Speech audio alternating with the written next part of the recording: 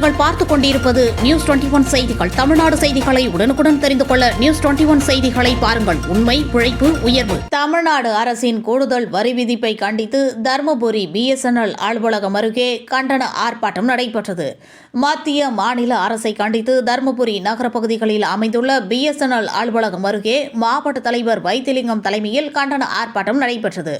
அப்பொழுது GST வரி விதிப்பில் உள்ள குளறுபடிகளையும் 18% வாடகை வரி விதிப்பினை திரும்ப பெற வேண்டும், தமிழ்நாடு அரசின் சார்பில் கட்டிடங்களுக்கான வரி விதிப்பில் 6% கூடுதலாக விதிக்கப்பட்டுள்ளதையும், லைசன்ஸ் கட்டணம், குப்பை வரி முரண்பாடு உள்ளிட்டவற்றை கலந்திட வேண்டும் என்பதை வலியுறுத்தி கண்டன கோஷங்கள் எழுப்பப்பட்டது.